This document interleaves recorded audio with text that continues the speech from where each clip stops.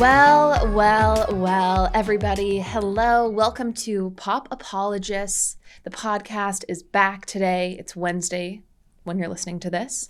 And it's me. It's your host, Chanler, and it's Lauren right here next to me. We are back. We actually never went anywhere, though, because I think to be back, you have to be gone. We're gone between, Saturday, Sunday, Monday, Tuesday. Mm-hmm. That's true. And then we're gone again on Thursday. Yeah. And then we're gone again on Thursday. So people are really used to us being gone. Exactly. That's a sad state for everyone. Here we go. What? We've gotten some cute comments that are like, my only thing I don't like about this show is that it's not more times per week.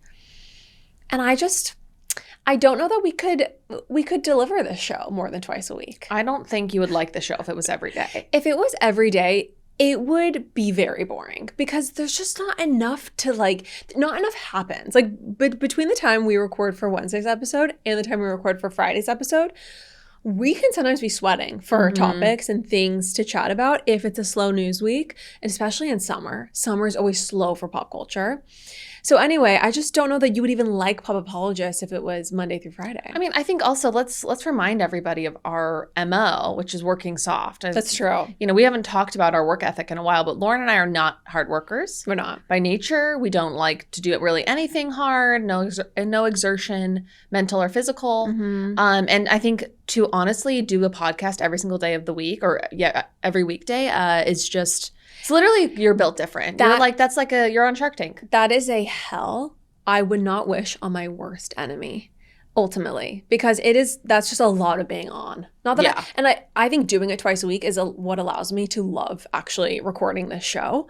If it was every day, it would feel terrible. I think there are just people though who are natural performers. Do you think that if we had, because I was considering this, I think if we had one or two more co-hosts and it was like a 4-person panel every day, where it was a lot less on you, then I think we could do that. Yeah, definitely. So, but anyway, who knows? Who knows? You know what? Our audience is probably like Vicki on OC right now, where it's like we're starting to get into when Tamra's starting to get into inside baseball on podcasting, and Vicki's like, I'm falling asleep. That was so funny. That was on the most recent episode, everyone. I know there was some inside baseball, but I don't want to talk about Real Housewives of Orange County yet. Okay. Because I have a small update for you. Okay. So if you all remember, last week we talked about the woman who, had a psychic draw her soulmate.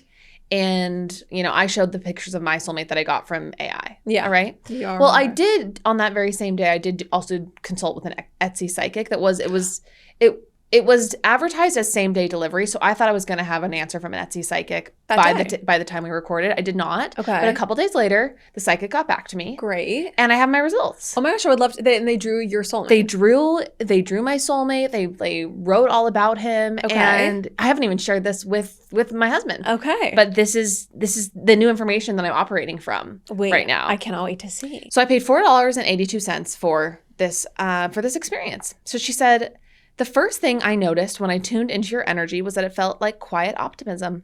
There may have been times you felt like the right relationship would never come, but your heart hasn't closed off yet.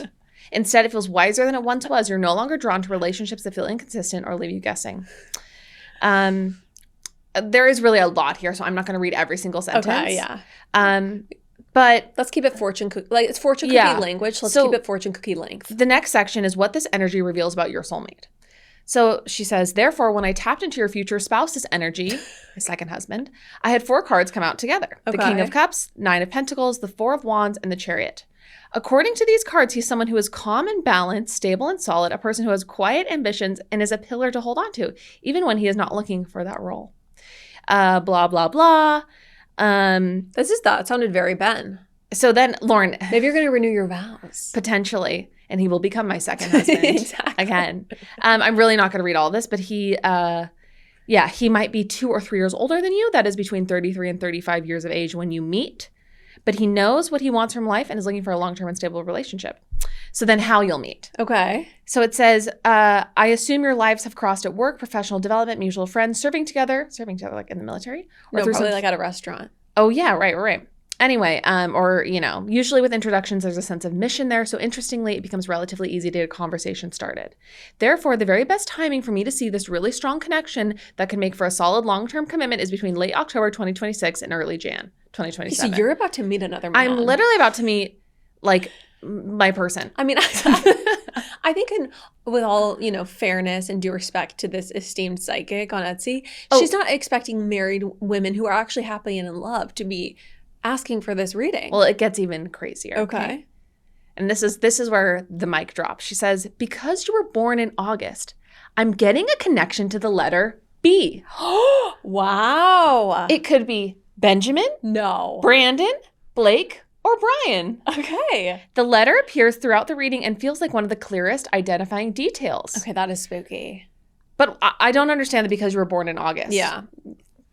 Anyway, physically, I get a man from about 6 feet to 6'3" with an athletic or broad build. I see dark brown hair and warm brown eyes and a friendly smile. Okay. So then there's more. Okay. Can I just break it really quick? I just want the psychic who's like, I see a man who's 5'4". He's a little surly. Okay. Your friends don't like him at first. It's like, okay, every girl's going to hear, he's between 6 foot and 6'3". He has brown hair, a charming smile. What? No, I know. Well, also. She's like, it's like fish feeder to little fish. 100%. Every single one of these people are a dreamboat. Yes, it's what you want to hear. Yes. He's dependable, doesn't constantly text you multiple times a day, but also make sure you know where you stand with him because he's someone who will follow through on what he says. If you have a difference of opinion, he would rather talk about it than get defensive or shut down.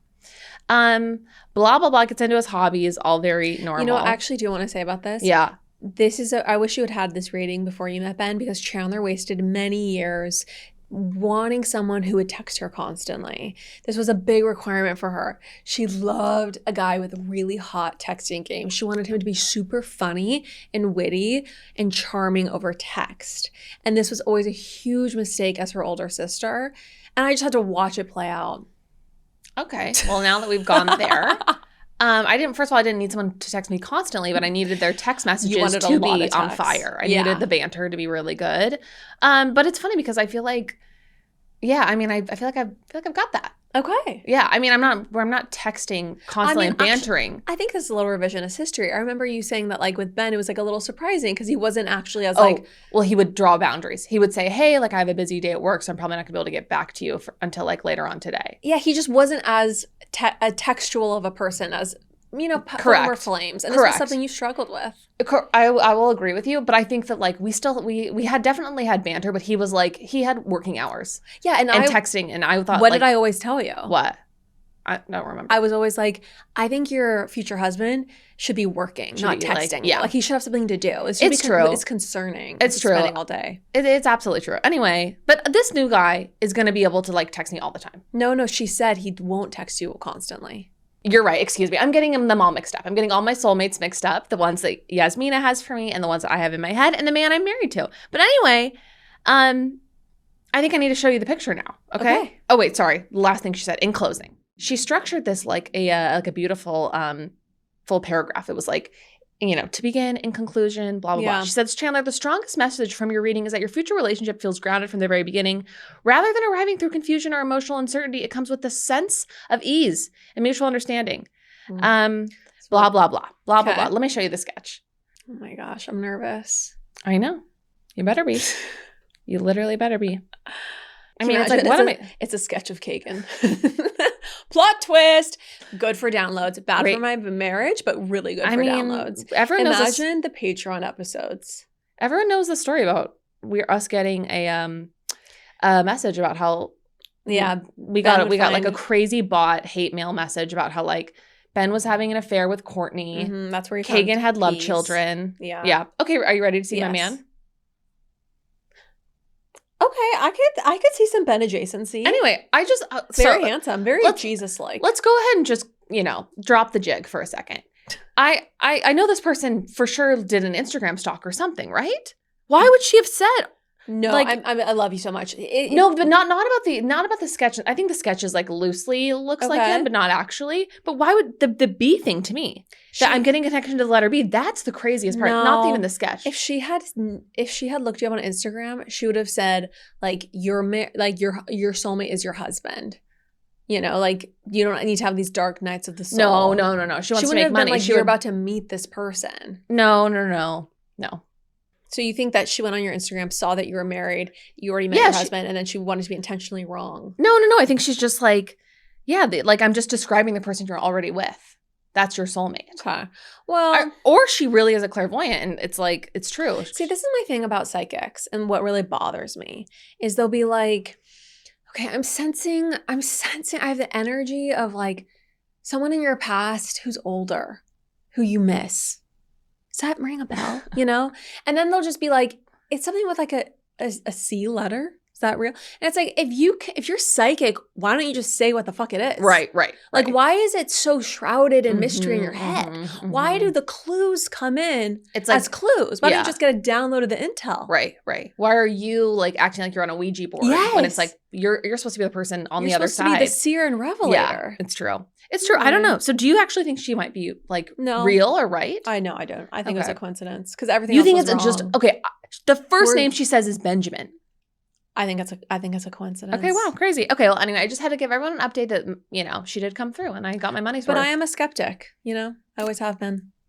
So. You always have been. Anyway. Okay, let's move on. But thank you for bringing that gorgeous, hilarious tale to our listeners and to me today. Of course. Okay, I just want to say thank you to all of our listeners who wrote a review to bury our enemies review.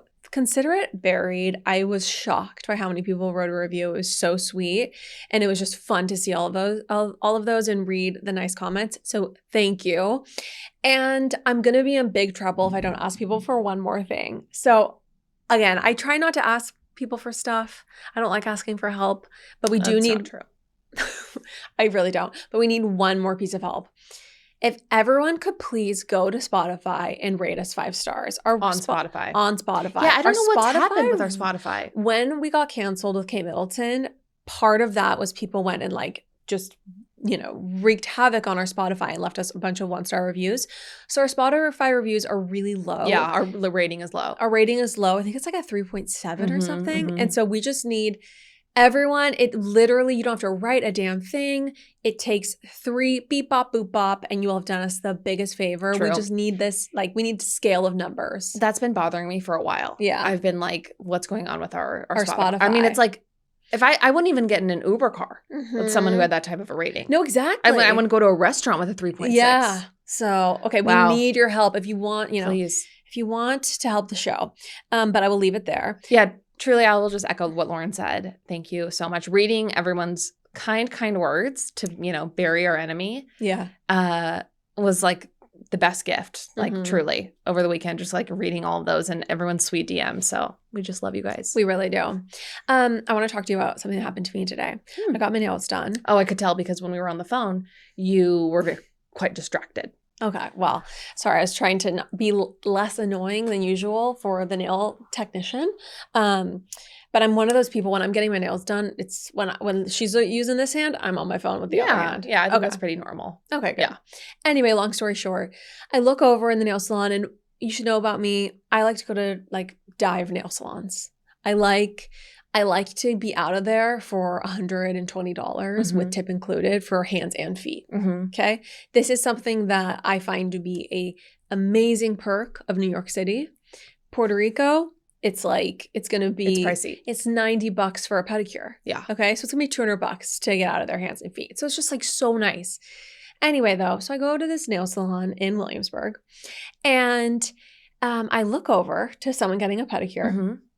And they're using this cheese grater thing, for the calluses. Yeah. And I just see flakes of skin going into the water. And I start retching a little, because it is gross. It is gross, yeah. So then that's at the beginning of my appointment. Blah, blah, blah, blah. I do get my hands done. So then I go and I get my pedicure. And I'd forgotten about that moment. I'm just on my phone doing stuff, yada, yada, yada. And then I feel scraping on my heel. And I just look down and the cheese grater that was on someone else's heel is now making contact with my with me. Yeah. And it's very clear to me they're not getting a new instrument. No. In between. No. In between clients. So I think my love affair with these types of nail salons has come to an end because it was, I think, one of the grossest moments of my life. I don't know. I don't like that tool being used on my feet at all. No. I don't know. I think maybe people who have drier skin or something are more like cracked. I don't know. Maybe it's for other people, but I don't like any type of like foot exfoliation thing for the most part. I don't even like when they like just buff it or whatever. I'm too ticklish. I'm too ticklish as well. And I just don't want the same tools unless they're fully sterilized used on me as, that were just used on someone else. Yes. Yeah. Yeah. Especially when I just saw like the chunk going into the water. Okay, that's enough of that. Literally like shredded. Oh, stop. That's enough. That's enough. That is enough. It's just so gross. I think that like that is one thing, one part of any nail salon really, even super nice ones. Like there's just like stuff going everywhere. Yeah, and it's gross. Yeah, it's one of the perks of doing your nails at home. It's true. Everything's extremely clean. This episode is brought to you by Booking.com. A little while back, Ben and I watched a documentary about climbers in the Yosemite Valley, and he was completely taken with the beauty of the park. The towering granite cliffs, the sweeping views, all of it. I've been telling him for years that one day I wanted to take him to Yosemite, and seeing how excited he got while we watched this finally pushed me to just stop talking about it and actually plan the trip. So I started looking for cozy cabins near Yosemite on Booking.com, hoping to find the perfect place for us to stay. Booking.com makes planning trips feel simple and exciting. They offer a wide selection of stays across the country, from cozy mountain cabins and beach resorts to stylish city hotels, so you can find exactly what fits your mood and plans. What makes Booking.com stand out is how effortless the entire process feels. You can browse options, compare details, and book with confidence, knowing you're getting a great place without the usual stress. Go on, book that trip. It's easy with Booking.com. Booking.yeah. We have lots to get into this week. Where do you want to begin, Chanler? I want to talk about Matty and Gabbriette's wedding first. Okay, yes, perfect. So everybody, I don't know if you saw, but over the weekend, Matty Healy and Gabbriette Bechtel tied the knot on Saturday. And we saw some stunning drone footage of their wedding. So they actually got married at Madonna's old home. Okay. It's a Spanish colonial revival mansion in the Hollywood Hills. Very cool. Yeah, and we saw like all of these photos of like the ceremony and her dress and the two of them like kissing, taking pictures. I want to know what you think about this because, it is a simple fortnight after Taylor. So it's crazy to me that he specifically made his wedding date 2 weeks after. No, I don't think they actually did that. I don't think he actually made his wedding about Taylor Swift. I do think it was about, his bride, Gabbriette. I do think they're in love. I believe in their love. Yes. I want to say a few disclaimers. Okay. As I said here today, I have blonde hair, a side part, princess curls.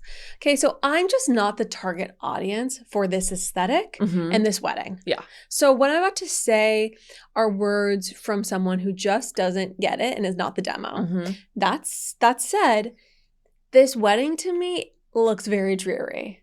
I don't like all guests in black.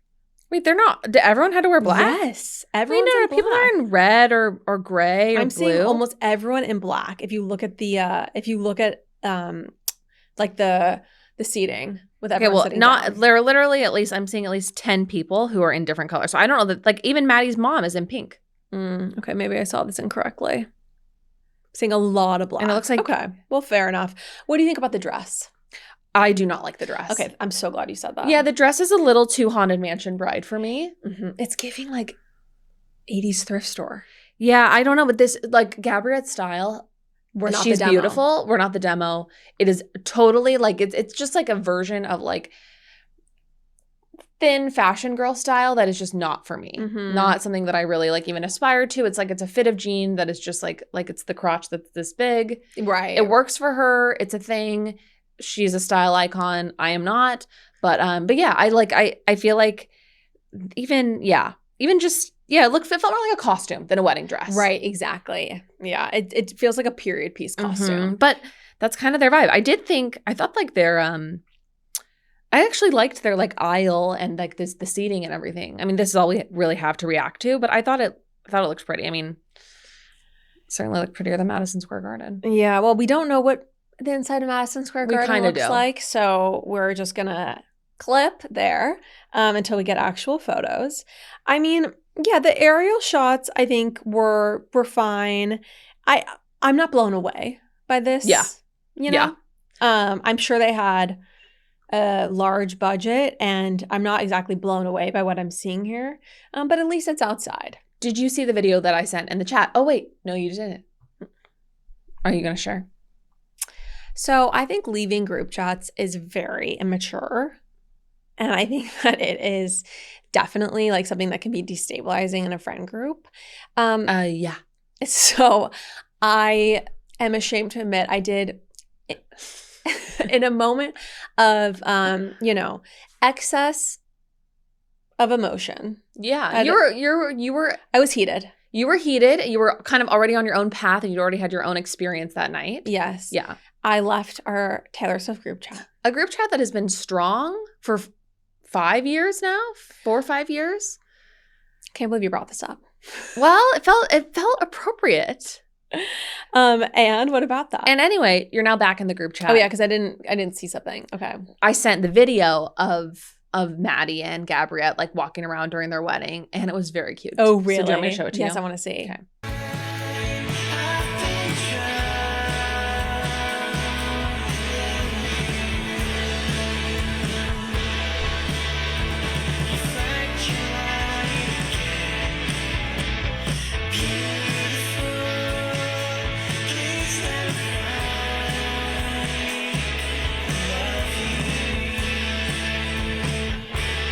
Watch after day. So this is the night Saturday. I gathered that.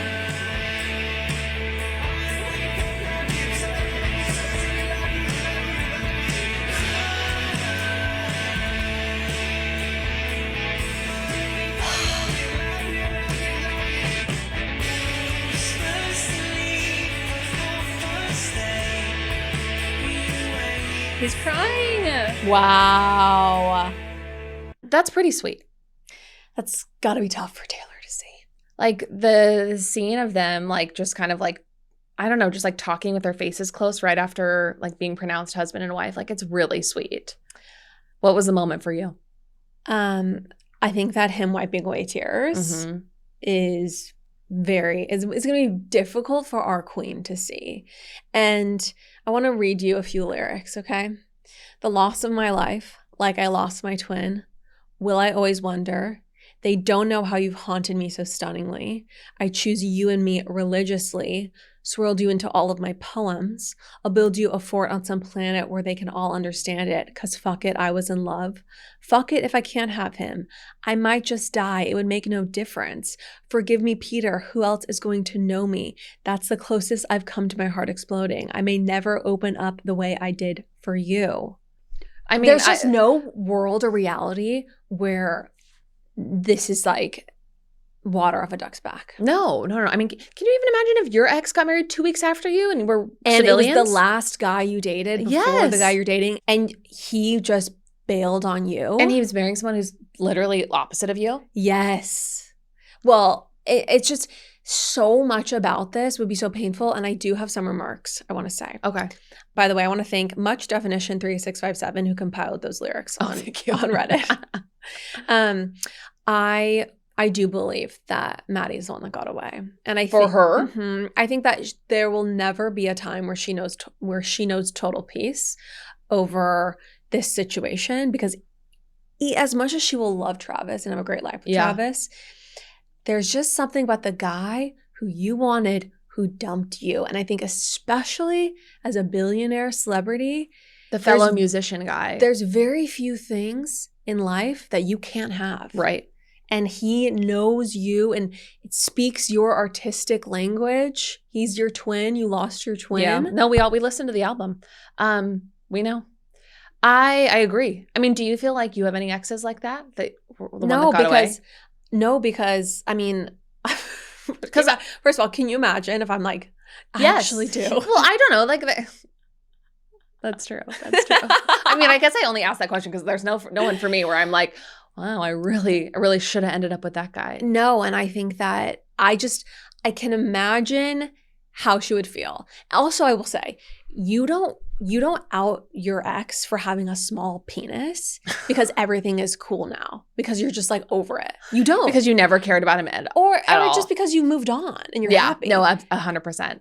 Yeah, that's true. And you don't, I guess, maybe talk about your new guy's dick. I don't know, unless like you really got to show the world that. I mean, again, but is that song even more of like of at Matty? Yeah, why are we writing songs off her to Matty? There was literally an album. We're like in love with Travis. Off her last album, she talks about the size of her previous man, and then on her most recent album, literally the one right after that, she talks about the size of her current man and how it's This is not a Taylor Swift podcast. We should probably move on. I didn't have any of this in my notes today. I know. I was not planning on going to any of these places, but this is where like our brains can just go if they're like unchecked. And we could easily just spend the rest of the episode in that conversation. So we need to exercise some discipline, try out other topics.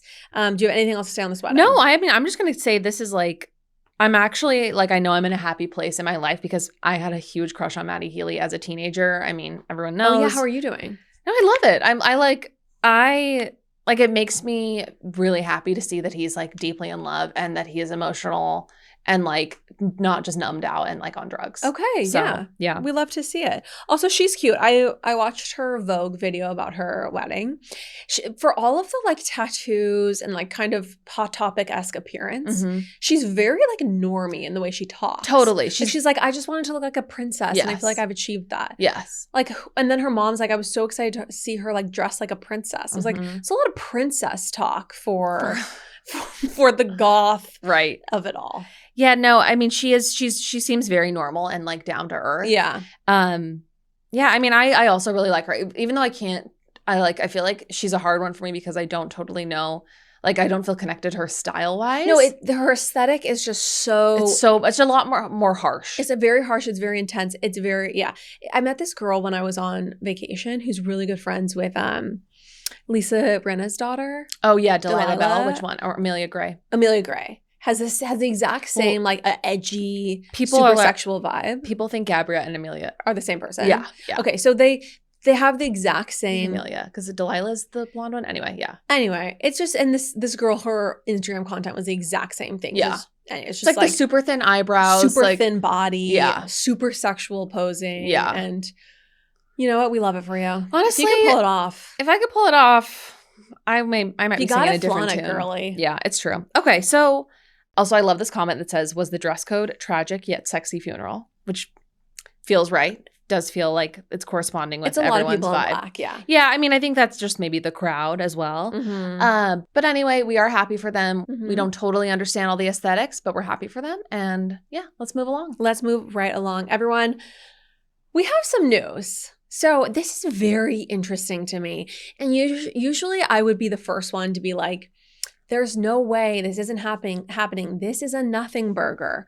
But many outlets, including the Daily Beast, run by Tina Brown, are reporting that Prince Harry is seeking to go back to the UK with Meghan Markle. Basically, that during the meeting at Highgrove, essentially there's an inching towards going back to life in the UK. I mean, that he feels like, you know, the American public has sort of cooled on the enthusiasm for them. Meghan feels like an outcast. Yeah. And they kind of are like, maybe we just return to England, theoretically, allegedly being reported by sources close to them. This is Alison Boshoff for the Daily Mail. But this person is, or Boshoff. Anyway, this reporting is now up on Tina Brown's website. It's kind of everywhere. And I think usually with stuff that's like just conjured out of thin air, it doesn't tend to like get dispersed, I find. Especially, I give it a lot of credence if it goes on the Daily Beast because I really respect Tina Brown. Yeah. And I don't think she would just publish like hot air. Yeah, like there are certainly news outlets that post hot air about Meghan and Harry all the time, or just fake things, but Tina knows her stuff. Like, you know those articles that are like, you know, I took this one pill and lost 30 pounds. You know, those like clickbaity. Those super clickbaity trash articles. That's not what this is. So it's very interesting. Anyway, so this is what Allison says. She says the Sussexes are seeking to reverse Megxit. It seems that a return to the UK is being contemplated in some form and that the couple's holiday home in Portugal will be used as a staging post back to Britain. A friend of Prince Harry reportedly told the outlet there is definitely a feeling in his camp that he has started to feel a bit unwelcome in America. That has been an increasing and significant shift in sentiment, a feeling that the American dream might not be all what it was cracked up to be. A source also claimed that they were told that this is coming from Meghan as well as from him. I hear that Meghan is all for rekindling with and reconnecting with Harry's English side. She is fully behind it. England is where Harry's heart has always lain, a source says. It is no secret that they went to the States to try and seek their fortune, to capitalize on his fame and his royalty to some degree. But that the American dream that they sought is quote, cooling, and Meghan feels an outcast status as well. She feels like she's trying to push fresh thoughts and projects, but it is not easy. So maybe enough water has now passed under the bridge here for some form of a return. Do you want my thoughts? Additionally, they said basically like they're going to be using this house in Portugal as staging post, I think kind of British slang for stepping stone, to be back close to the UK. But this is an interesting detail. They say Meghan was having Soho House decorated. This is what leads me to believe this comes from a real source. It's like too specific of a detail and too accurate. Like Meghan does have a relationship with Soho House. That's where they met. This makes complete sense to me. I do think this came from someone close to Meghan. Oh, this feels extremely accurate to me. Yeah. Here's what I will say though. I do not think they're going to be moving back to the UK anytime soon. I think they will live elsewhere in Europe before they go back to England. I just do not see them living in England. I feel like that is literally like they are a kindling, whatever, tinderbox. I mean, this is a source in this article actually, rebuts this theory, Chanler. They say Harry has no desire to be Eurotrash. He's very proudly British and English and wants to be in England, but Portugal could be a kind of stepping stone for a couple of years. I think, yeah. Obviously, his heart and soul is English, but I just do not think that they want to go live in England with Kate and William being like just hated by the British public. I don't see it. I think they'll maybe leave Montecito. I could see them packing up from Montecito and saying, "Okay, we're just going to be in Portugal because it's less expensive. It's way less expensive. Way less expensive than Montecito. Quieter life, like less eyes. Mm-hmm. It's literally the Amber Heard strategy. Yeah." And then maybe this will provide some sort of path to going back, because I have been considering like their $3 million a year security bill, and considering as well that like, okay, so for them to even pay that, they need to make double essentially after taxes to pay this security. Just the security bill. They just have such a high burn rate and everything has petered out. So I could just see this being essentially like the path. And here's what I think. I think that if Charles and William will entertain this, and they will basically give Harry Andrew status, which is like you can live in a house and whatever. You're not going to be doing royal duties or whatever, but you can be amongst the fold. I think it will only be because whatever Harry has on them is so bad, they just don't want to risk in any way that he's going to write another spare. That's my thesis. Okay. Do you think there's any world where he is trying to do this while Charles is still alive? Because he's obviously in a better position with Charles than he is with William. I mean, William and him do not speak. Mm-mm. That's such a good question. And I wonder if there'll be some sort of like ask for some sort of inheritance. Yeah. I just don't see them. I don't see them moving back to England. I don't know. I don't see Meghan wanting to do that after what she's like been through with the British press and the British public.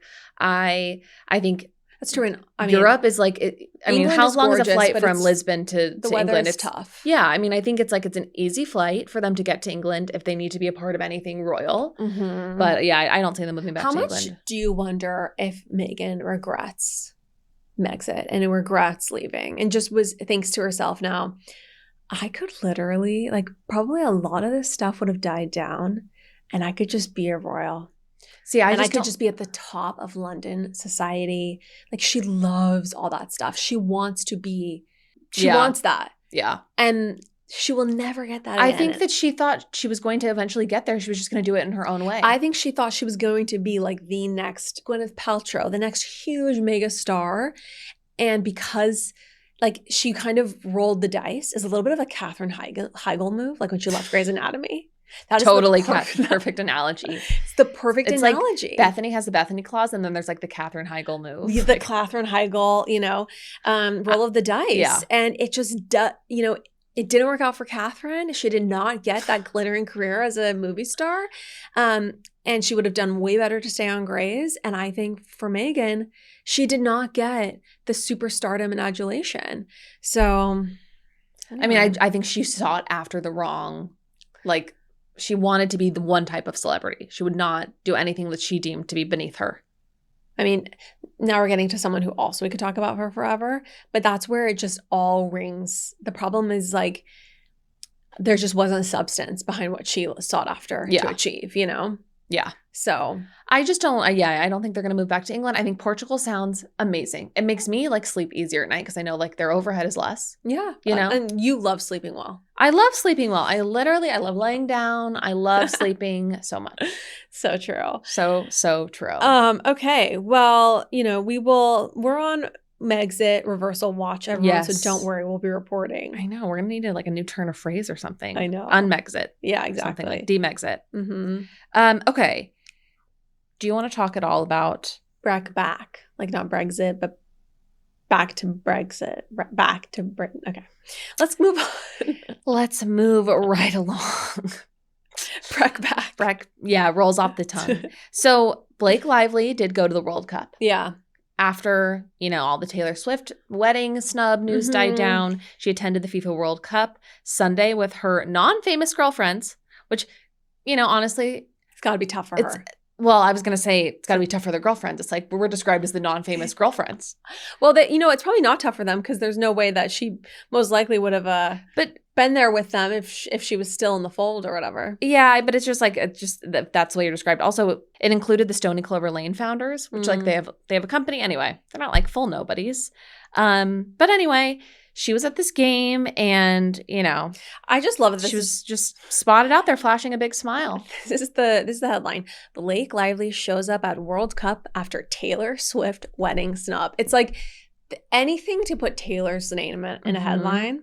And drum up that SEO. And what I would like to do is stop like picking, turning over the scraps to see if there's a piece of meat missed on the bone. And I would just like some fucking wedding photos. Oh, with Taylor. Yes, like that is what we're doing here when it comes to this article. You think if we had wedding photos, we would be discussing Blake Lively attending the World Cup? This is such a non-piece of news. Also, can I just say, I don't think she went to the World Cup like out of spite. Like this had nothing to do with Taylor's wedding. It was just like she likes to go out and do New York things. And I think that if any of us had a ticket to a box, to the World Cup and a box ticket to the World. Anyway, if any of us had great seats at the World Cup, we would be there, hot dog in hand. Yeah, 100%. So, anyway, can't hate a gal for doing that. You know what's crazy? What? On the day of the World Cup on Sunday, or no, maybe it was Saturday. They shut down the entirety of like FDR Drive going south. What's FDR Drive? Like basically the long highway that runs like on the east side of Manhattan. Like it's kind of the big strip of highway that you see across the water from here. Okay. And they shut it all down because like the president was like in the city. Oh, really? Yeah. So that like every single on ramp or off ramp, I guess it's one and the same. Why would the president I don't know. It was like New Jersey. No. The finals were in New Jersey. Cup? So Spain and she doesn't leave the apartment very often, everybody. Let's remind ourselves she does not leave the apartment basically ever. The teams from Argentina and Spain we were like hosting, came to play in New Jersey. We've been hosting the World Cup for like the last month. I don't know if you've seen a lot of international flags. I did think that like, and like a lot of people are watching the game out. I saw fans in New York like all gathering, but I just thought they were all gathering to be together. No. I didn't realize I was in New York. Okay, it makes even more sense that Blake Lively was there. Yeah. It's like literally, it's not that big of a deal.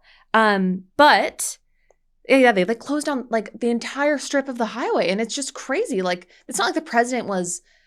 I don't know. They just literally closed it down, and anyway, it made for a huge traffic debacle. But like you could see Secret Service and like all these police officers. Anyway, I'm always like fascinated by stuff like that. Yeah, infrastructure and no, it's just kind of like literally, and every single on ramp or off ramp was blocked.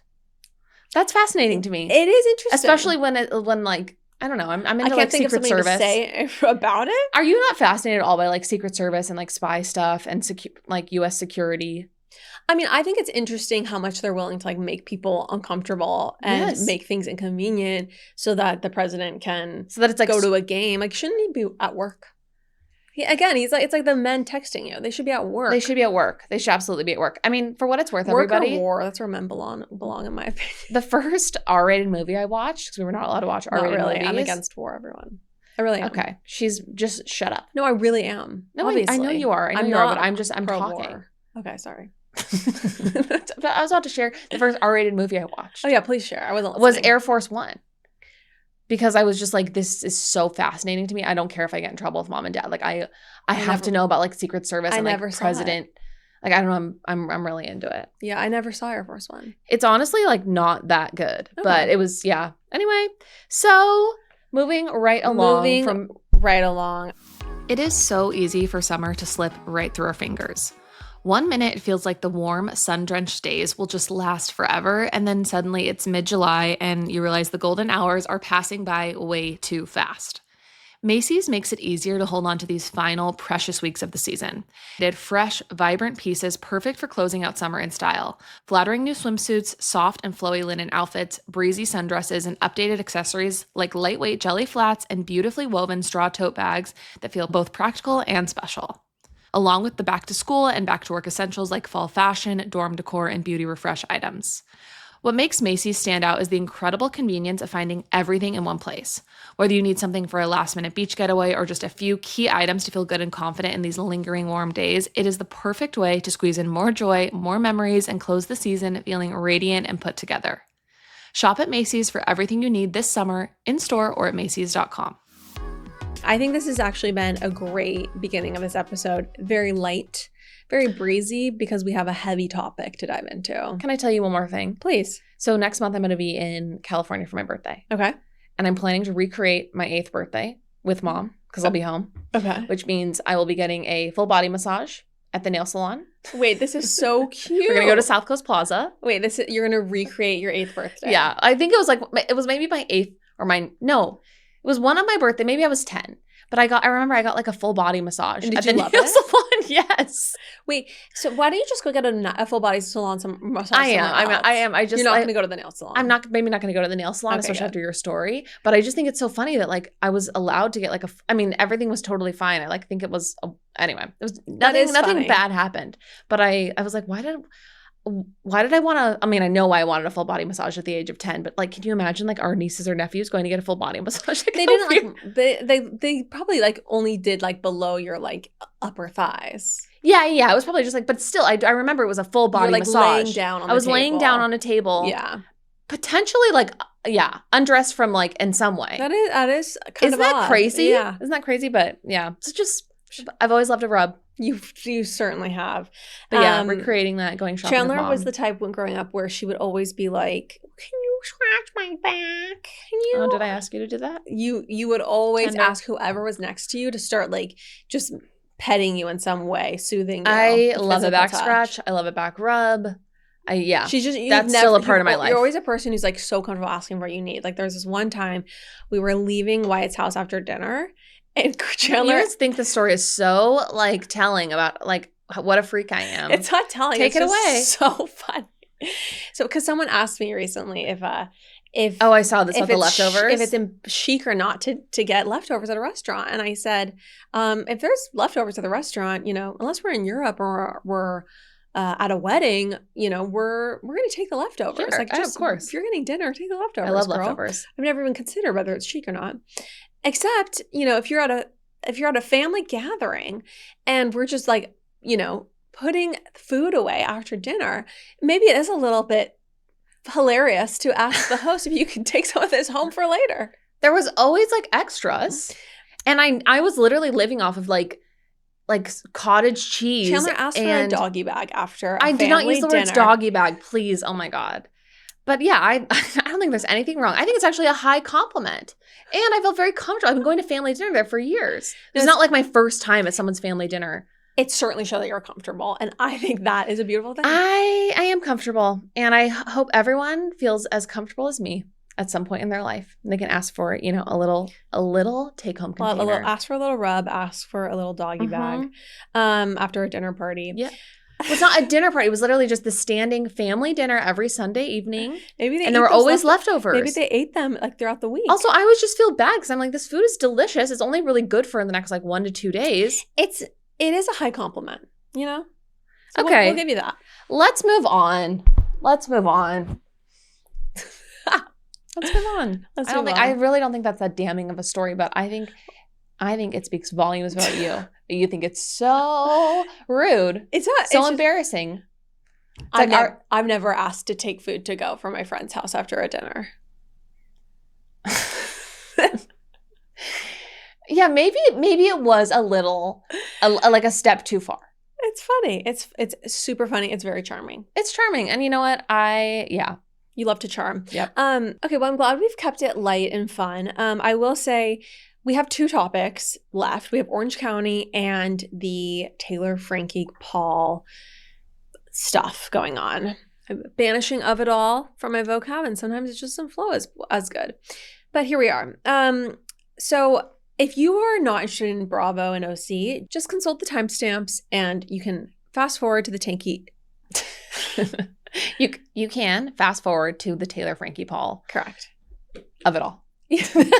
You absolutely may. But if you'd like to hear us chat about this newest episode of Orange County, we're going to do that right now. Let's do it. How would you rate this episode? It was a little sleepy for me. Really? I really liked it. Really? Yeah. I thought it was kind of sleepy. I feel like it had all the ingredients that I like from a Housewives episode. More. I like when the women sit around and they share things about their lives that they regret and things that went wrong and things that they would change. I think that was... What part of the episode was like that? When Vicki talks about her regrets about basically like cheating on Dawn. Oh, yeah. And I like when they like kind of just share life lessons at this stage of life. Like when they all talked about how great their 50s were. Mm-hmm. That was really lovely. Yeah. So I love that like soulfulness. It's true. I love when a housewife... when, you know, you hear about what's really going on, and I think Carmela's a great addition. Yes. I think that her being so forthright about the fact that not only is her ex or was her ex unfaithful, but her new boyfriend is also unfaithful and she's trying to make it work. Like this girl is, at least she's real. I was shocked to hear that. Yeah. Also just crazy that like they're not actually divorced, that she didn't want to like do the split custody thing. Yeah. That was not worth it to her. And I'm glad they're like making it work in this non-traditional way. Yeah. And it seemed like actually everything is pretty stable and happy. And I didn't like that after she says like, you know, we get together for my birthday. We get together for holidays. We're all together. It's kind of like the Brady Bunch with her ex and his new girlfriend, and everything is fine. I didn't like the way Vicki was like, well, it's a lot of instability for your kids. I know. It seemed like they actually have it ironed out in a pretty nice way. And the kids seem fine. And I think the kids are old enough to like handle the fact that their parents live in 2 different places and, you know, 2 different houses. Anyway, I think she's a great addition. Mm-hmm. I loved her, you know, trying to talk about how she's got to make her kids understand the value of $1. Yeah. No, you could see her being a little bit like of a trying to be a tough mom, but also not scary. Yeah. She's just very human to me. It really did remind me of Mom when she was like, you know, do you want to ask me? Do you want to, you know, can I earn some more money? Like literally hearing the words earn some more money, like is triggering to me. So we would have actually no money, no cash, right? We would have like $0. Yeah. And to do anything, you had to work for Mom and earn the money. Yes. So it was like really not fun, to be honest. No. And yeah, it is a little triggering. It was triggering. It was triggering. But it is like, I guess it's character building. If I get to have kids someday, I'm like, do I really have to inflict that misery on them? I mean, to make them not assholes? I mean, I think your kids should have to like earn money in some way. Maybe I don't want them like working for me on a repeated basis, but I don't know. I think that they should like have to do jobs for money. Yeah.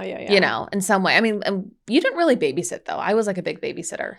I worked at Golden Spoon. That's anyway, we're just back to the strip malls. Anyway, enough about us in Orange County. Yes. Okay, so we like Carmela. Mm-hmm. She's a great addition. Mm-hmm. I will say it's hard to watch crazy eyelash extensions these days. See, again, I think this is a little bit like Gabbriette in 20 years. And it's just not our aesthetic. Yeah. But I can appreciate it for what it is. Correct. What did you think about the photo shoot with Emily and Shane, Legally Brunette?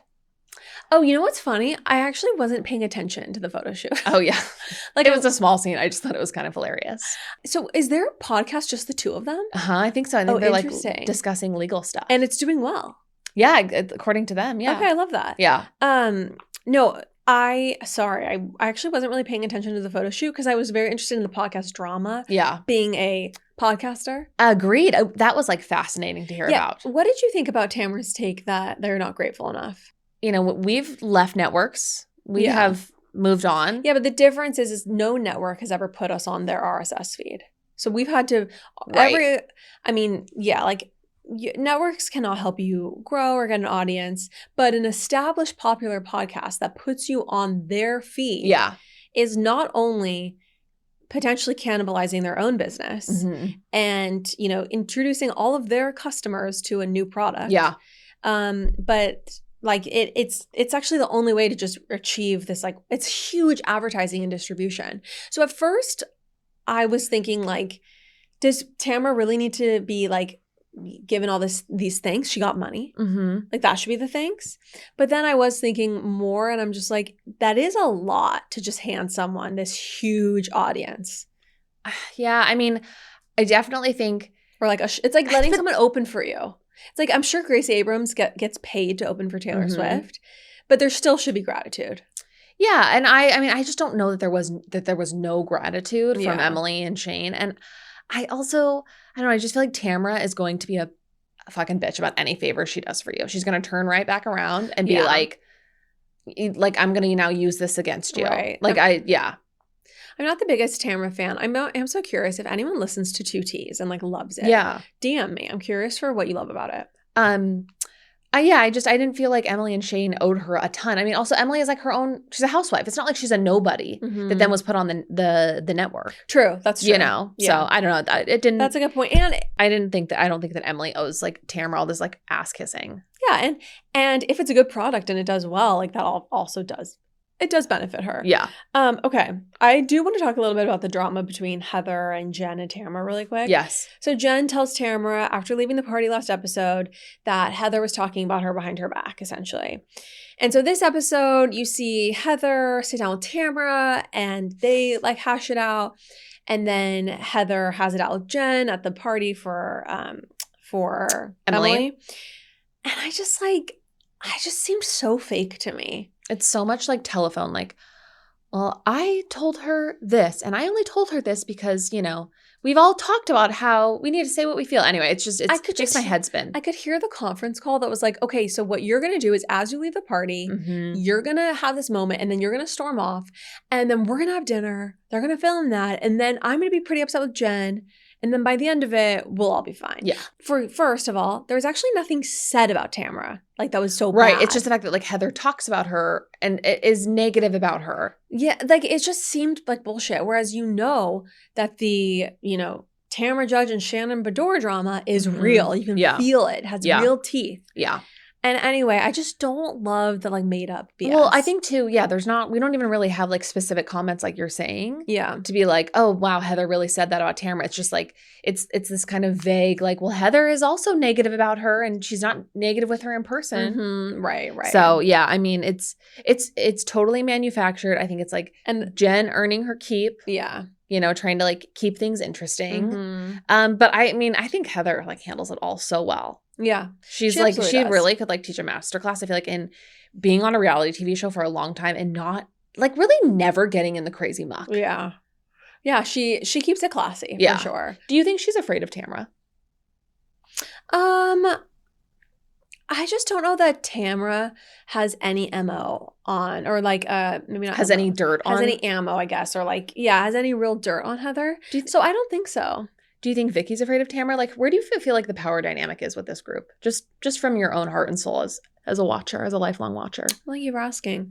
What I love about having Vicki back on the screen is I feel like there's something really nice about someone who clearly does not feel intimidated whatsoever by Heather. And while I like absolutely love Heather Dubrow, I think it's more fun to see her with someone contending with her. Like, this is more interesting on my screen than everyone just falling in line. Than like Katie from last season, where it's just like, this is not that. I don't know. It didn't seem Like two equals. Well, also Heather, yeah, like she might be like kind of a leader and kind of intimidating, but she's not always crazy entertaining because she's not really getting in the muck. But Yeah. Vicki will like get in the muck and also, be just as powerful. And Vicki is the OG of the OC. There's no usurping Vicki. And I love when Heather said, I'm the leader of the pack. And Vicki goes, I'm the leader.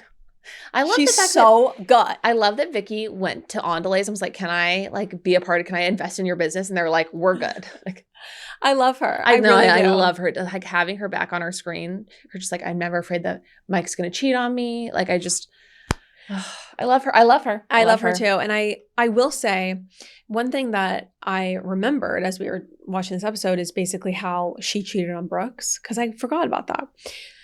And You mean Dawn? I'm sorry. She cheated on Dawn with Brooks. Yes. And I'm feel like, whoa, I missed something. And I looked it up to verify, and she has given a quote on it. So she says that it was the biggest regret of her life, and it destroyed her family. Those are her quote. Wow. That's her quote. I would love a true crime genre on married women who get swindled by like crazy narcissist lunatics. Like Brooks was absolutely has some sort of mental problem. Yeah. Faked having cancer, and like destroy their families in the process. Like wait, that, like a Dirty John type of situation. Yeah, but a Dirty John that doesn't end in like murder. Yeah. So maybe not true crime. I guess it feels like true crime though, because it is the killing of a family unit. So fucking true. So true. Wow, that was sobering. I think a podcast about narcissistic relationships that totally like you fall prey to. I don't know. I think just like crazy stories like that. I think that Vicki's story, what compels me by it is the idea of being like 25 years into a marriage or however long. And I'm guessing by that point, things have really evolved. Like they were done. You're in a different phase of life. It's hard to keep the chemistry alive. Mm-hmm. And I think it takes real commitment to your marriage and to like marriage itself. Yeah. To sustain. Yes. And so I think that women who maybe just feel a little bit like ignored, neglected, taken for granted, like someone hasn't really looked at them and they're literally like prey. They're sitting ducks for psychos. Mm-hmm, mm-hmm. And I bet you there are so many women who have fallen prey to like the coworker who's all of a sudden paying attention to them or whoever comes into their orbit. Literally catfishing too. I mean, I think you think about like Mary from Sister Wives. Yes. Like if your love tank hasn't been, if you're just neglected if your marriage is like in the shitter, you're prey. You're sitting ducks. Yeah, you might accept gas from anywhere you can find it. So true. You're just on it with the zingers today with you. She's a poet. I want to move on from Orange County because I want to just talk about another housewife related matter. Okay. Which is that Angie Katsanovas and Sean Trujillo have separated after 27 years of marriage. I find this to be really, really sad. I do too. And I know there were rumors and everything, but I believed in them. I did too. And he seemed really great. He seemed like pretty rock solid. Yeah, he seemed super solid. He seemed like when he was giving his interviews and he would chat on the show, he would say like, the problem with these accusations is the accusation of infidelity. It's not the accusation of being gay. Right. And he was, it seemed like very like rational, grounded. It's just so scary when someone can kind of give a speech like this. So is it the idea that he cheated or she cheated? We don't know. Nothing's confirmed. Yeah. But there are rumors that he was maybe having some type of affair or, a relationship with like another stylist. I saw like this is literal just internet chatter. So none of this is substantiated.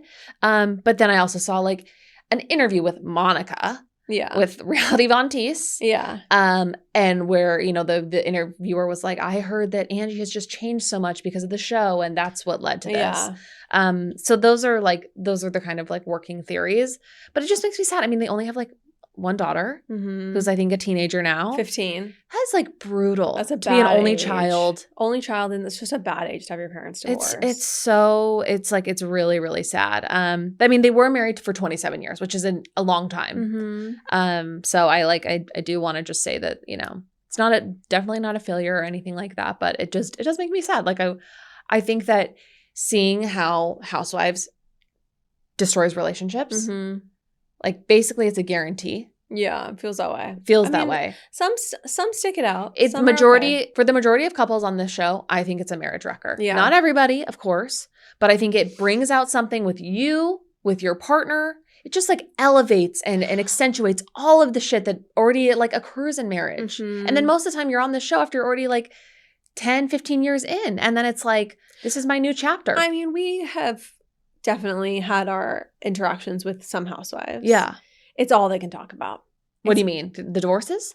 No, just being a housewife. Show. Yes. It becomes so all-consuming. It's their new identity. I think it would be really, I could see it being very kind of annoying, to be honest.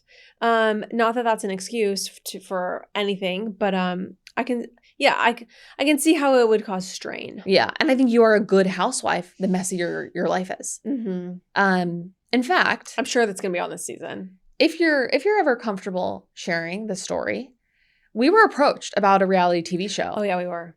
About podcasters, about duo podcasters. If there is a reality show about podcasters in New York that comes out and does really well and all those podcasts become way like beyond successful, Lauren's going to be really mad at me. We'll have Chanler to play. You can all literally can write me hate mail. Chanler it was a hard no for her. And it actually just put me in a nice position where I was like, well, I would have, you know. Yeah, I mean, and now our dreams are dashed, and now it'll never happen. Honestly, I hope that there is a show and that it totally makes it worth it for whoever does it. But I think a reality TV show is a really like quick way to blow up things in your life. I like how we're also like not even remotely actually famous, or we're not actually. No, we're completely anonymous people. Yes. And I think that if you actually do lose that and you become like an Amanda Petula or like a Sierra or whatever, any of these, I think that is a lot to lose. Yeah, I mean, especially after your whole personal life has been played out like for everybody. But it was a big fight between us. Also, it was a fight, and like you do not want actual nightmare scenario is you getting some sort of like villain edit or your husband getting a villain edit, and all of a sudden everyone thinks the worst of your marriage. Right.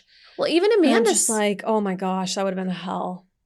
I just have to say, for my own validation though, it was a huge fight between, not huge, but it was a fight between us. You were very much so like, if this becomes really big, I'm going to be upset. I was like, it's going to be a bummer for sure. Yeah.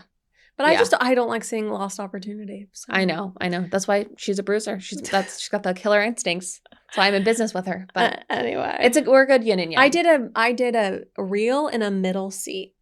That's who you're looking at. I know. So that's just like a part of me. I agree. It's just so hard for me. If I'm seeing stuff going up, the numbers going up, I wanna. Was Kagan down for it? What was Kagan's opinion on it? So it was funny. Kagan actually.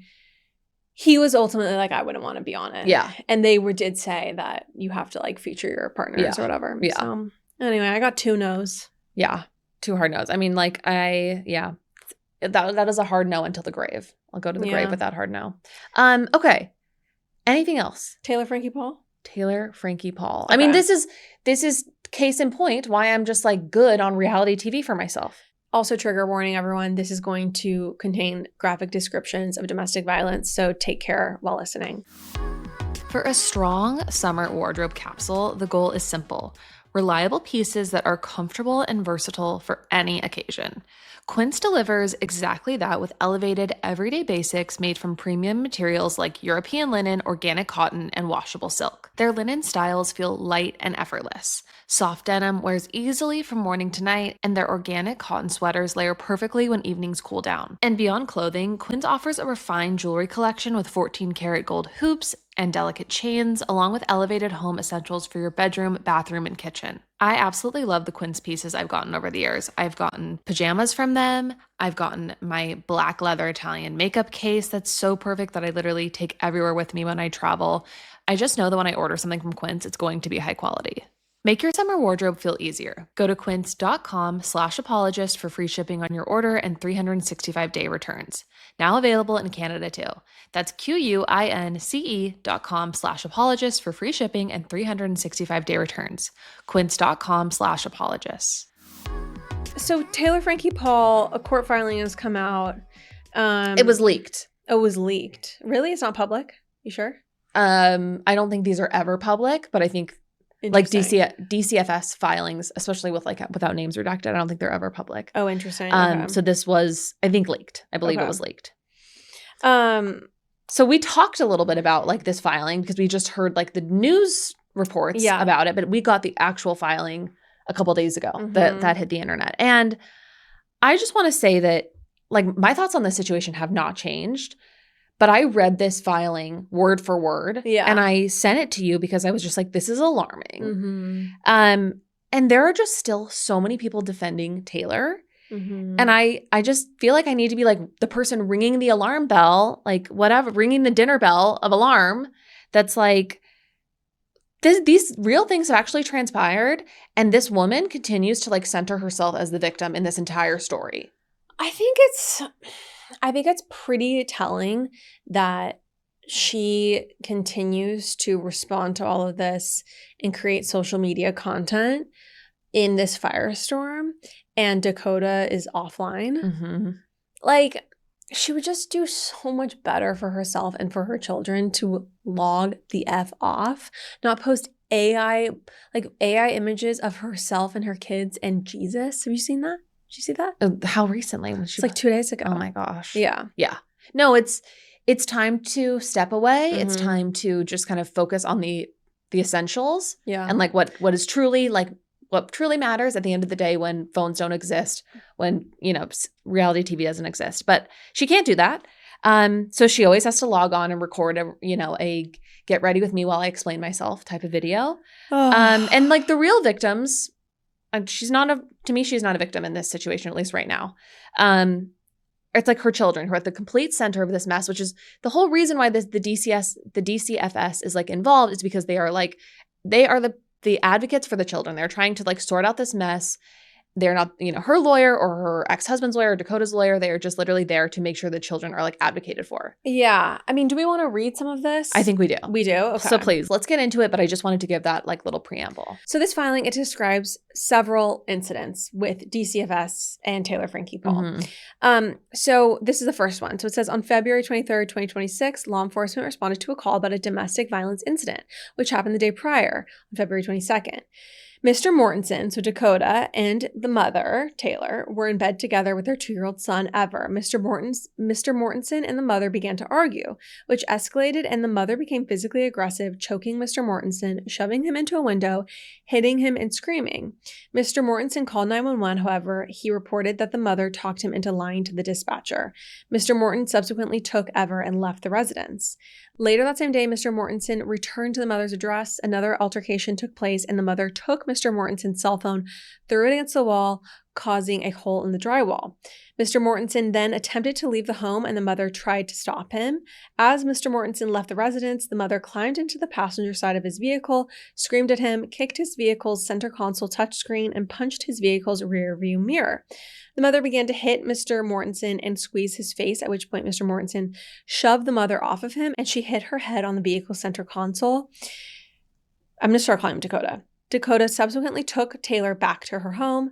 Taylor texted Dakota that her nose was bleeding. So everybody, this is the incident that happened in February of this year. So if you'll remember, there was like the video that came out that was from, obviously years ago. Yeah. But then this only came out because there was another incident in February, which is what we are now learning about, which is, we're seeing that like they were in bed together. They're having a romantic relationship and they get in a fight, and it escalates to the point where Dakota is shoved into a window and he's being choked by her.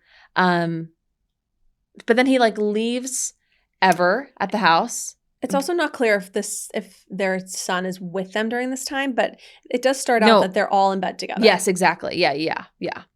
So the 2-year-old is literally present for this like choking of Dakota. But then, we get into the very next day where there's another altercation and Dakota's phone is thrown against the wall. It causes a hole. And then he leaves and she then like climbs in the vehicle after him. And I mean, it is so dark. He's trying to like shove her out of the car, or I don't know, maybe he is being physically aggressive with her in a way that's not just like him defending himself, but she hits her nose on the center console. Yeah. And she's bleeding. And it's just this horrendously awful situation. And let's not forget that this is the same woman who threw the metal bar stools near her child. mm-hmm. So this is like, I think it's difficult to see it right now because it's so much more intense and it's so much more unambiguous. Like, I think there's always a part of you that's like, did she just elbow him trying to get past him? And that's domestic violence. Right. Like, what was the actual incident? Well, it's like, okay, they had some type of incident in February, but it's like, what? Yeah, exactly. Well, that could be anything. Yeah. Like anything on the scale of touch. But literally, she is choking him in their bed while their 2-year-old son is right there. Yeah. So it is clear as day, according to the DCFS, like what actually happened in February. What happened this year. She's like, about to premiere as The Bachelorette. Right. So yeah, that's the February incident. Let's move on. Let's move on to another part. I mean, there's a lot of this which basically describes the fact that she doesn't take therapy seriously. Yes. So the therapist gets an authorization from her for the court or for DCFS to speak to the therapist. And the therapist says, she basically just acts like she has to be there.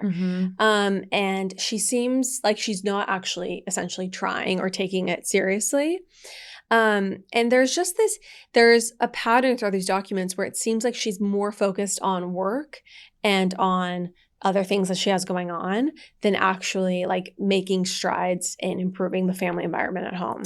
There's also a crazy moment. So DCFS goes to the house. Actually, let's read this I want to read that part. So, okay. So on May 1st, 2026. Yeah. So this is after everything's come out, they conduct a home visit with Taylor.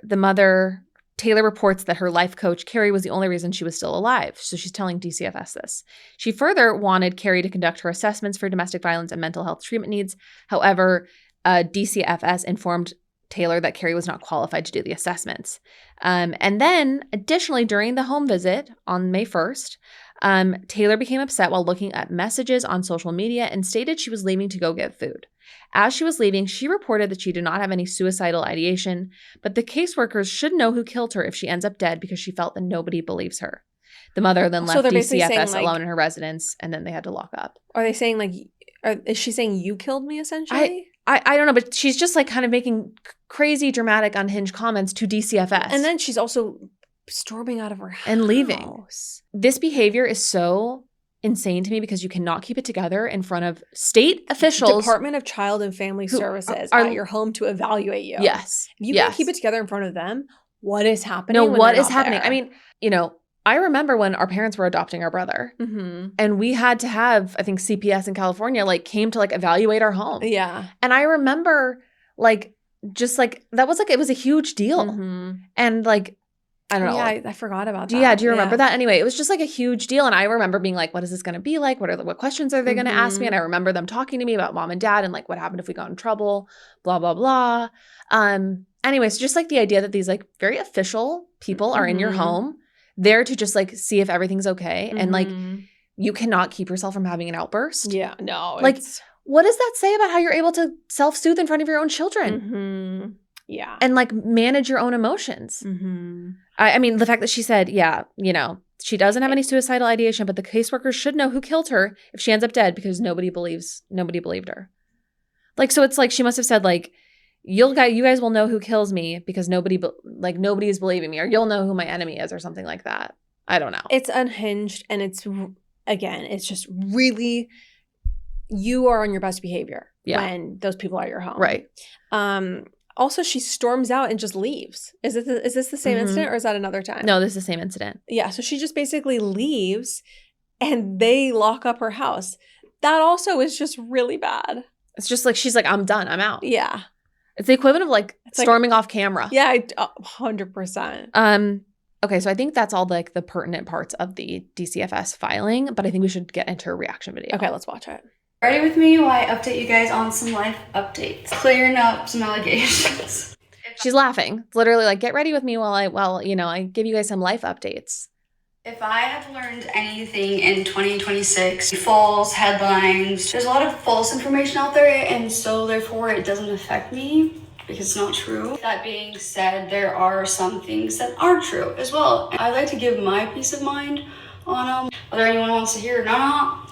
Documents going around right now, and even more today, I believe, that it's kind of... Can I also just say, if it doesn't affect you, why do you need to then say your side of the story? Okay, sorry. Like a show for me where I don't need to go read them because I lived it. So however it's perceived or what is said may be accurate, maybe not, could be exaggerated, twisted. What I do know is I lived it and I know the truth. Obviously, this is a much serious matter, so if there's something way off or misconstrued, that is something I'm taking up with my attorneys, and that will be handled in the courtroom. Nice. Some facts we do know is that I tried to have this sealed from the beginning, and people alluded to, oh, what is she trying to hide? This is all going to come to light either way, so it wasn't in protection of me, but honestly, just to keep it sealed for the children. And again, this was something I asked for and was denied from the beginning. Those of you that don't think I've made progress in the courtroom, maybe you don't understand, but this is a very slow process, and I've actually made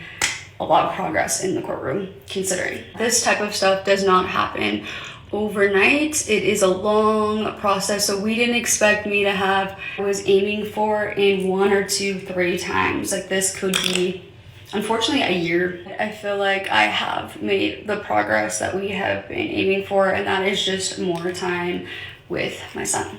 And speaking of the day of all the information being leaked was my first day and the longest period I will have my son. He's actually napping right now, but what are the odds? More things. So she's basically saying, like, this was leaked on purpose, like the first day I have. Right. More things were leaked on the very day that I get him back for the next 5 days. Convenient, lots of information was leaked. Saving my the day that I was granted the restraining order. I think that's been leaked is a very serious matter. It's very private, so they are taking it seriously and looking into it. Let's talk about some things that were in the filings that were raised concerns. Let's start with the therapist that spoke on me. I had met a total, I believe, of 3 times. He had an issue with me going into my car when we have our virtual meetings, which is where I go when I'm trying to get away from like the noise. I've never had a therapist have an issue with that. If anything, it was like preferred because it was private. Honestly, don't care if people believe me or not. This is just for like my own peace of mind and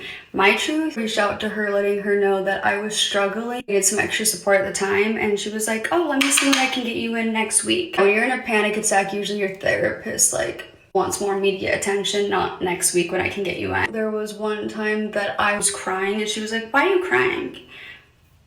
And it made me feel very uncomfortable. I didn't take my mental health seriously, which is far from the truth because I'm a huge advocate for mental health. So that honestly offended me because I've been very open with her, barely knowing her, and knew she just wasn't the fit. I do have a certified therapist. I have a life coach. So there are 2 other people that helped me in my life immensely. They just didn't have the EMDR training.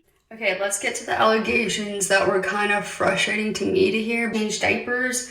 Not once have I forced or made my daughter change diapers. If she ever wanted to, I let her. Likes to help. She's in that phase of like mommy's helper, wanting to do like the diaper bags, changing. If that is bad on me, then so be it. Another frustrating one to hear was an outburst during a visit. I do remember that day specifically. And so before she gets into her outburst, one thing that we didn't describe is basically her daughter reports to DCFS that her routine is to get up and change Ever's diaper and make him a bottle. Make him a bottle. Yeah. So, and then Taylor's basically saying, sometimes she changes his diaper, or like it helps because she's in mommy's helper phase. Yeah. And I was emotional and I was like, let me take a step outside. And so I went to go take a breather, which I think would be the correct thing to do to de-escalate emotions. Like, go outside to breathe. I would never leave someone in my home unintended or ask someone to lock up if my house locks up itself. And I'm actually not here to sway anyone. I'm an open book. I will give you the ugly and the pretty if you know me. I don't claim to be this mother of the year of my faults. I also have a right to stick up for myself, give context of my life. I will admit I am a lot of things. I can confidently say you were to put any of my children up on a stand, they are choosing mom and mom's house every time. And I say that with full confidence because I love my children. They know that I love them. I'm just at a loss of words on this experience. It's been the most difficult thing I've ever been through. You know, some people think the best thing is getting offline. My decision is to show this process and how ugly it is, and made mistakes. I will own that. I can see that. And my son is with me. I get my children back this week as soon as the other half of my test results come back in. First half came in clean, so we're just waiting on that second half, and hopefully we can move forward. Any thoughts? I mean, I think that like the craziest part about it is the worst part of the entire filing was the choking, the, you know, throwing the phone and basically punching a hole in the wall. Yeah. Like getting in the car, like punching his dashboard, all this stuff. She doesn't really kind of like counteract any of that or have anything to say to explain that. It's like these things that are not actually that germane, she wants to make sure she sets the record straight on. And it's like, okay, girl, well, then if you're telling me the other stuff is true, you should not be online at all right now. Definitely not doing a get ready with me as I discuss my domestic violence court filing that got leaked. What? Yes. I think this is like where Taylor Frankie Paul thrives. I mean, we saw it with the initial Mormon swinger scandal. It's like when shit gets really messy for her, it is like she feeds into like, let me get online and let me just like talk to camera and share my side of the story. I think this is just another day for her. And I'm being really hard on her. So I'm trying to like watch myself because obviously traumatic stuff is happening with her and her family. But I think I just like her kids are like literally kind of an afterthought in this. Yeah. It's like, I know my kids love me. If you put them on the stand, it's like, well, also that's like a terrible position to put your kid in to be like, who do you pick? That's like how she's thinking about it is like, who would win in this? Yeah. And I mean, who's going to say, I'm pretty sure any parent is going to, or not any parent is going to believe that, but like, there's no world where she's going to be like, well, they would prefer to live at their dad's house. Yeah. You know? No, of course not. And yeah, I mean, I think that when it comes to like her therapist, you know, not wanting her to take therapy from her car. I mean, for what it's worth, I actually started doing therapy during COVID and I would take it in my car because I had like roommates. And I do remember my therapist being like, are you safe? Like, is your situation safe? Like, is that why you're taking it in your car? And so I wonder if like that was like, that turned her off. Also, I could see her like literally driving. Being like pretending to do like FaceTime. Right. Like not pretending, but yeah, FaceTime therapy. And then her therapist is like, I just feel like she's doing this because she has to. Right. And yeah, I mean, I find her whole attitude about it to just be like the tone of it is completely wrong. It's just like these people are out to get me. Right. The DCFS is now like out to get me, even though they're just like literally people trying to do their jobs. Like literal people who are like getting paid such little money to be like doing one of the hardest jobs. To be trying to protect children. Yes. Yeah. Like these people are not looking to just like be scandalous. I do think that Dakota leaked it for sure. Yeah. But it's also, once again, it's like, you know, I'm the victim in this. It's like, I just think she has to always center herself as the victim in this story. And the fact that like there are literal small children involved and they are just not a part of this. Yeah, right. You know, well, she just has nothing to actually say about the allegations. Yeah. Let me see if there's anything else. There was another moment where she says that, you know, this therapist, the reason why like they didn't like get on well is that she called her therapist or messaged her and said, I'm not doing well. Can I talk to you? Or she said, like, I'm not doing well. I need extra support. And her therapist was like, can I get you an appointment like next, like, let me see what I have next week. Yeah. And she was like that, you know, I was having a panic attack and you would think that your therapist would want to like offer better support. And it's like, it's not really what a therapist is. It's like, it's not 24/7. Yeah. Like there are hotlines but that's not like, if you're having a panic attack, that's not really like, your therapist is not your on-call person. Like emotional, air traffic controller. Exactly. So and then like, I mean, there's also a part in the filing we didn't touch on, but like her son Ever gets upset and like wants to go to her sister Aspen, not to Taylor. Yeah. And that's like very true. That was very like upsetting for her. And anyway, it's just such a sad situation. And I feel like the fact that like she is just playing into like, she is just giving us more content about it, like just makes me feel sick. Yeah, it shows, I think, a real disconnect from the reality of the situation and the gravity of the situation. Literally get ready with me while I like It's crazy. It's insane. I think that it's funny to her. it will be interesting to watch how ABC and Hulu deals with this situation because she's just such a loose cannon and she's like such a problem. And they have so much invested in her and writing on her. Like, was it reported that her Bachelorette season was actually going to air? Yeah, I thought so. Yeah. But, and I do wonder if she will actually continue to be a part of Mormon Wives. I know. Apparently they're not filming with her. No, they are filming with her. That was the last thing that was reported. I thought there was drama that they weren't filming with her or something. The last thing that I read was that, let's just look it up really quick. So Taylor Frankie Paul will be back on camera for the 5th season of Secret Lives. So she is filming with everyone. Filming with them. Yeah, I mean, how will this all play out there? It's just like it was a lot more fun when it was the swinger drama. I agree. This is just like too dark, too real. Too real. Well, I think that this is a good time to conclude. Yes. Okay, everyone. Thank you so much for listening. Please go to Spotify. Thank you so much. If you could just leave us a 5-star review. It takes 2 seconds. Right now, it looks like we're a place that will give you food poisoning. Like it's a C. Got a C from the health department. Of Health. We need all boots on the ground. Please, everyone. Love you so much. And we'll be back on Friday. Bye. Bye.